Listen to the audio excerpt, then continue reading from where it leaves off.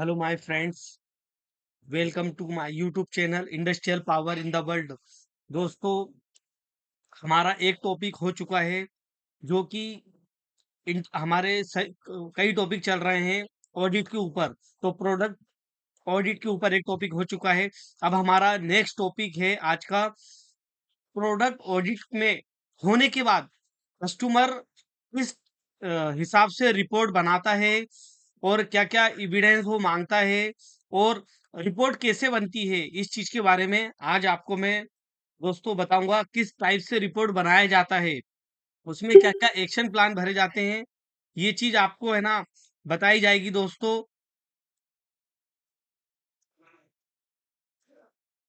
आपका एक बार और स्वागत करता हूँ। Welcome to industrial power in the world. दोस्तों, हमारा टॉपिक में हमने देखा था कि what is the product audit, product audit क्या होता है, पर्पस ऑफ प्रोडक्ट ऑडिट क्या होता है, where and when the is product audit done, हम कहाँ पर और कब करते हैं, क्या चेक करते हैं इसमें। और एग्जांपल बताया था मैंने आपको, एप्लीकेबिलिटी कौन कौन सा स्टैंडर्ड इसमें फॉलो किया जाता है और कौन इसका परफॉर्म करता है, कौन सा डिपार्टमेंट, इसमें डॉक्यूमेंटेशन क्या क्या होते हैं, ये टॉपिक मैंने आपको, उसकी फ्रीक्वेंसी क्या होता है। दोस्तों, जिन मेरे दोस्तों ने ये टॉपिक नहीं देखा है, इसके इस टॉपिक के लिंक को मैंने ऑलरेडी अपडेट कर दिया है। आप अ, उसमें वीडियो में जाकर मेरे चैनल पे विजिट करके ये टॉपिक आप देख सकते हो। और ये बहुत ही इंपॉर्टेंट टॉपिक है दोस्तों। आप यकीन मानिए कि इस टॉपिक को देखने के बाद आपको पूरा सिस्टमेटिक समझ में आ जाएगा कि ऑटोमोटिव इंडस्ट्री या कोई भी इंडस्ट्री किस तरीके से काम करती है, उसमें क्या सिस्टम को फॉलो किया जाता है। आपको ये सब चीजें अंडरस्टैंडिंग हो जाएगी। तो हमारा टॉपिक है, जैसे कि मैंने आपको after product audit report detail, product audit की प्रोडक्ट ऑडिट की रिपोर्ट डिटेल कैसे बनती है, ये आज आपको बताऊंगा। इसमें कौन कौन से डॉक्यूमेंट रहते हैं दोस्तों। आप यकीन मानिए, मैं जो भी टॉपिक आपको बता रहा हूँ ये बहुत इंपॉर्टेंट टॉपिक है, लाइफ चेंज करने वाले टॉपिक है। ये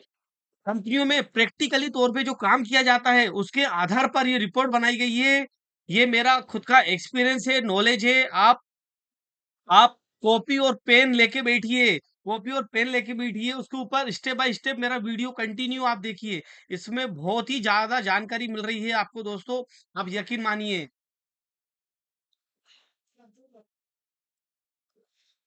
प्रोडक्ट ऑडिट जो हमारा नेक्स्ट टॉपिक था दोस्तों, after product audit report detail. After product audit report detail में क्या होता है, जैसे कि after a product audit it is initially to properly documentation analyse the act upon the finding below the detailed breakdown of what is the happen after the product audit, including the report full of the action plan and documentation। दोस्तों, report audit, product audit होने के बाद, product audit हो गया, उसके बाद customers customer जो रहते हैं, दो तीन कस्टमर आते हैं, जो ऑडिटर आता है या फिर जो सप्लायर या वेंडर है, उन दोनों के बीच में मीटिंग में क्या होता है, आफ्टर ऑडिट होने के बाद उनके बीच में कुछ एक्शन प्लान होता है, कौन सी रिपोर्ट बनती है, कौन से डॉक्यूमेंट अपडेट करने पड़ते हैं, कितने टाइम के लिए करना पड़ता है और क्या फॉलोअप लेते हैं, कौन सा डिपार्टमेंट उसमें इन्वॉल्व रहता है, production, quality, logistic, maintenance, management, stakeholder, ये सब चीजें उसमें डिटेल में बताई जाएगी दोस्तों। तो आप बने रहिए मेरे यूट्यूब चैनल पे और मेरे यूट्यूब चैनल को लाइक, शेयर और सब्सक्राइब कीजिए दोस्तों। जैसे कि यहाँ बताया, आफ्टर प्रोडक्ट ऑडिट में including the report, follow up the action and documentation होता है दोस्तों। नेक्स्ट, प्रोडक्ट ऑडिट रिपोर्ट में की पॉइंट कौन कौन से होते हैं दोस्तों। प्रोडक्ट ऑडिट होने होने के बाद उसकी कैसी चेकलिस्ट होती है, उसमें क्या क्या चीजें रिपोर्ट में भरी जाती है, इसके ऊपर क्या एक्शन प्लान होता है, ये मैं आज आपको दिखा रहा हूं दोस्तों। जैसे कि ये एक रिपोर्ट है, इसमें दिखा रहा ऑडिट टाइटल, ऑडिट का टाइटल क्या है, मतलब कि कुछ ऑडिट का नाम रहेगा कि कौन सा ऑडिट है, प्रोडक्ट ऑडिट है, प्रोसेस ऑडिट ऑडिट है, डॉक ऑडिट है, सिस्टम ऑडिट है, ये आएगा ऑडिट का टाइटल। डेट और टाइम, किस डेट को रख रहे हैं, कितने टाइम पे है और कहाँ पर है। ऑडिटर ऑडिटर नेम, कौन ऑडिट लेने आ रहा है, कौन सी कंपनी से है, किस डिपार्टमेंट का है वो आएगा। प्रोडक्ट नेम और part name, the product model, जैसे कि हम इंजेक्शन मोल्डिंग का ले रहा है या जो भी आपकी कंपनी में प्रोडक्ट तैयार हो रहा है, उसमें अलग अलग लाइनें होती है, तो कौन से लाइन का ऑडिट है, फिर पार्ट का नाम और नंबर, फिर उस ड्राइंग का नंबर, जो पार्ट का ड्राइंग रहेगा,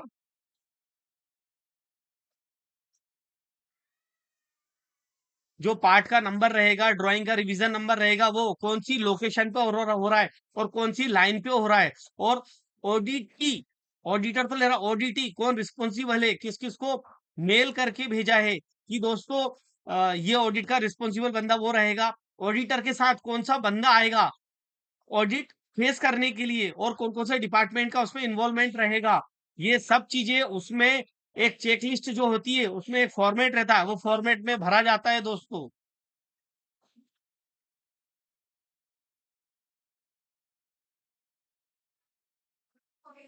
जैसे कि यहाँ बताया, ऑडिट चेकलिस्ट क्राइटेरिया क्या है, ऑब्जर्वेशन क्या है, measurement result, visual inspection finding, conformity status क्या है, okay note okay, non conformity क्या है,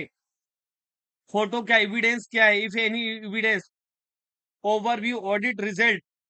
और इसका ओवरव्यू क्या, ऑडिटर के साइन और डेट और mandatory for the verification.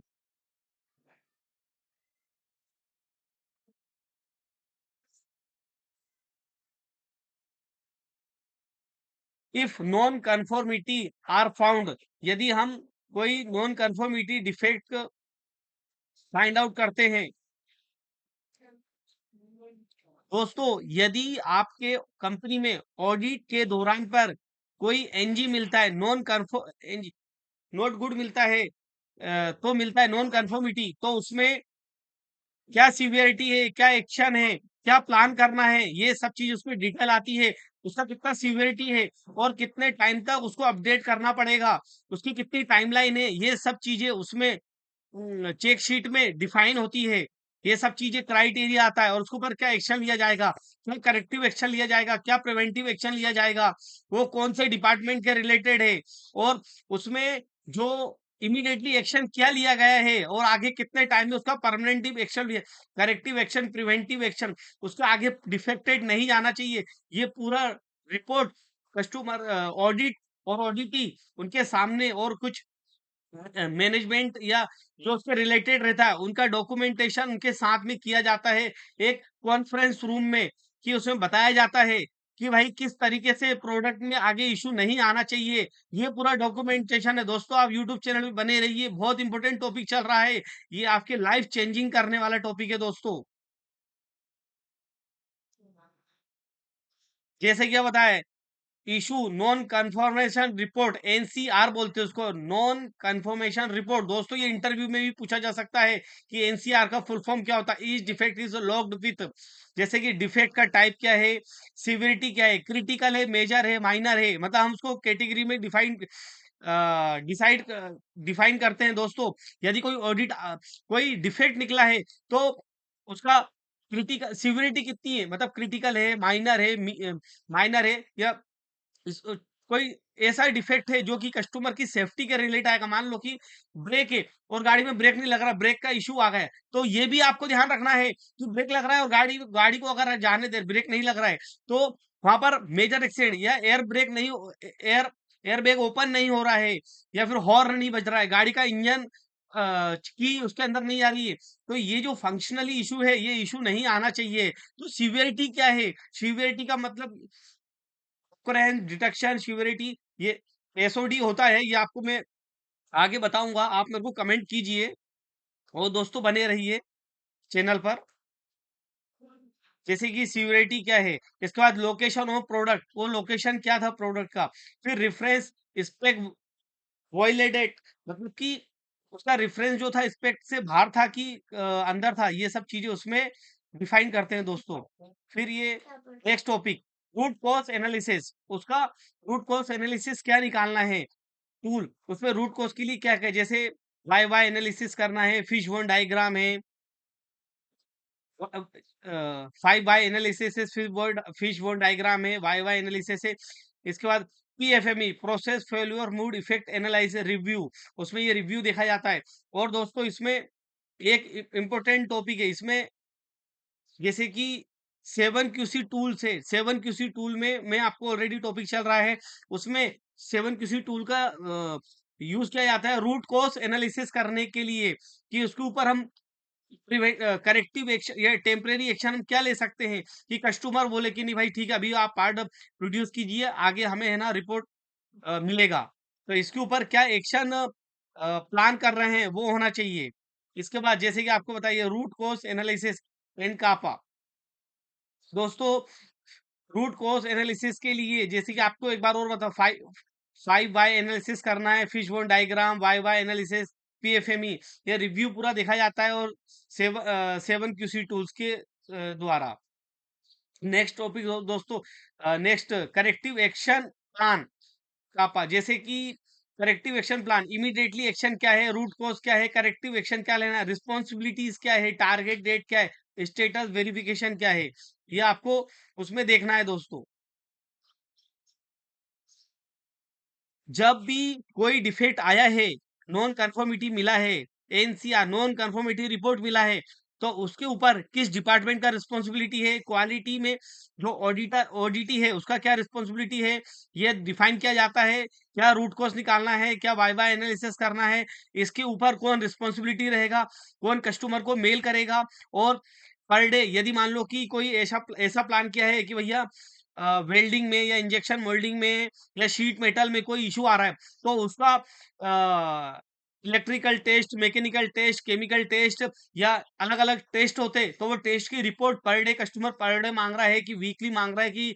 Monthly मांग रहा है, वो रिपोर्ट फाइनली होना चाहिए, उसके ऊपर कोई एक्शन होना चाहिए।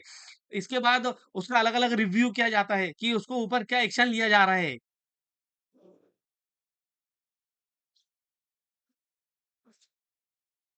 करेक्टिव एक्शन ये हो चुका है। आगे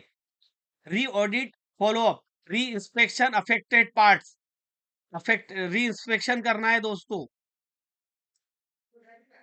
यदि किसी पार्ट का जो भी इशू आया है, जो भी अपन फाइंड आउट हुआ है, तो उसमें ये देखना है कि उस पार्ट के पीछे आगे क्या एक्शन लिया गया है, और लिया गया है तो उसका रीवेरिफिकेशन हो रहा है कि नहीं हो रहा, उसका डॉक्यूमेंटेशन अपडेट हो रहा है कि नहीं हो रहा है, ये भी आपको ध्यान में रखना है दोस्तों। Very verify the corrective action effectiveness, update the documentation.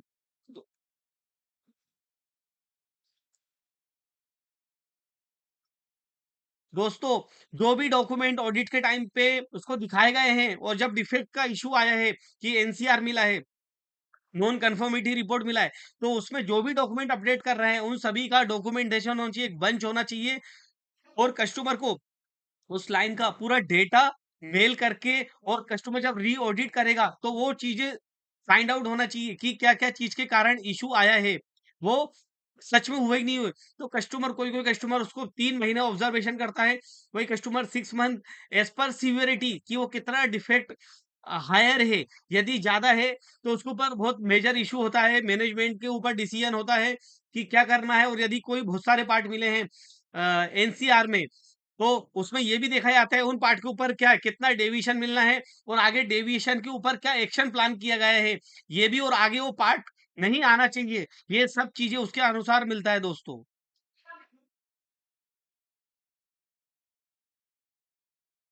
री ऑडिट प्लान होना चाहिए दोस्तों, और री ऑडिट के बाद अगर ओके आया तो ग्रीन सिग्नल मिल जाता है। Next product audit documentation written, कौन कौन से डॉक्यूमेंटेशन का रिक्वायरमेंट, जैसे documentation name, purpose, product audit report, record audit details, NCR log जो लॉग हुआ है उसका,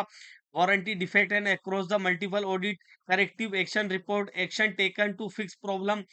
फोटो यदि कुछ आपने फोटो किया है या विजुअल रिकॉर्डिंग किया है, वो ऑडिट समरी सीट होना चाहिए, डैशबोर्ड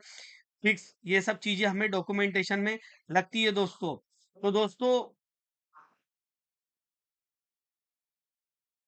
मैं आशा करता हूं इस वीडियो में मैंने आपको पूरा डिटेल समझाने की कोशिश कोशिश की है कि किस तरीके से डिफेक्ट डिफेक्ट आने के बाद जब कस्टमर और ऑडिटी ऑडिटर और ऑडिटी या कस्टमर, उसमें जो कोलोब्रेशन होता है कि रिपोर्ट कैसे बनानी है, उसके ऊपर क्या एक्शन प्लान करना है, क्या करेक्टिव एक्शन लेना है, क्या प्रिवेंटिव एक्शन लेना है, ये सब चीजें मैंने आपको बताई है दोस्तों। यदि आपको और इन्फॉर्मेशन हमसे चाहिए तो मेरा कॉन्टैक्ट नंबर दिया गया है, आप मुझसे कॉन्टैक्ट करके डायरेक्टली आप मुझे और डेटा आपको मिल सकता है, और मैं है ना केस स्टडी के ऊपर भी रिपोर्ट बनाता हूँ। दोस्तों, मेरे चैनल को लाइक, शेयर और सब्सक्राइब कीजिए, ये बहुत ही इंपॉर्टेंट टॉपिक चल रहे हैं, लाइफ चेंजेस करने वाले चल रहे हैं दोस्तों, आप यकीन मानिए ऐसे वीडियो बहुत ही कम मिलता है लोगों को। तो thank you very much for watching this video. मेरे चैनल को लाइक, शेयर, सब्सक्राइब करें, कमेंट कीजिए दोस्तों।